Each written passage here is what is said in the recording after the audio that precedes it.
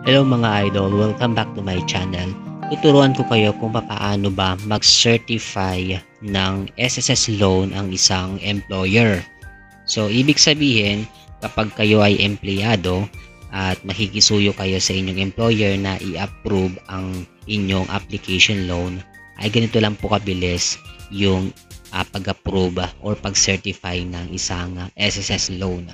So, of course, merong expiration date yung application ng loan. Pero, pwede naman po kayong mag-reapply kapag nag-expired po ito. Okay?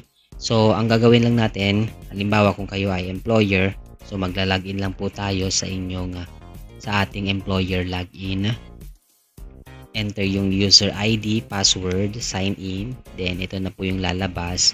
Punta po tayo sa my e-services, then makikita nyo itong certification of loan or claim. I-click po natin yan. Then, ayan, i-click natin tong salary loan o kaya naman calamity loan. For example, ngayon, salary loan, i-click lang natin yan. Lalabas na yung mga pending application dito. Yung nakalagay dito yung mga for certification. So, i-click lang natin kung i-certify natin na yes, yung Y, no naman kapag N. Okay? So, kapag i-click natin ng yes, ibig sabihin, certify po yan. So, try po natin kung paano. Okay? I-click lang natin. Ito, halimbawa, ayan. So, sample lang po yan. So, after nyan, pag na-click natin, ayan, punta tayo dito sa may baba. I-certify natin to. Itong proceed.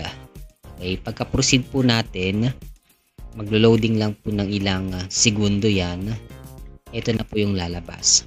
Loan submitted to SSS processing.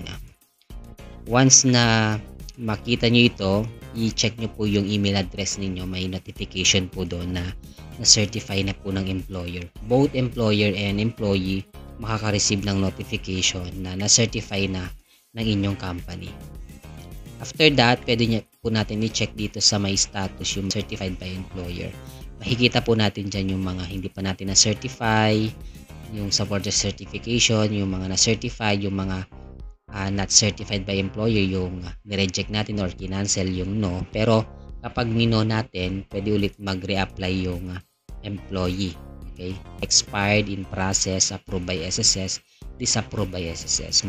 Makikita natin yung mga history dyan. Okay? Next is, chinek ko itong certified by employer. Makikita ko na dito yung mga history ng mga na-certify natin.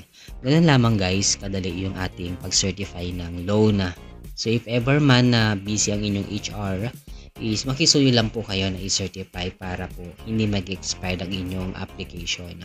However, regarding naman po sa mga tanong kung ilang araw yung disbursement ng SSS loan, once po na-approve ni SSS yan, pinakamabilis po na process nila ay within 3 days. Makikredit po agad sa inyong disbursement account. Yun lamang po guys.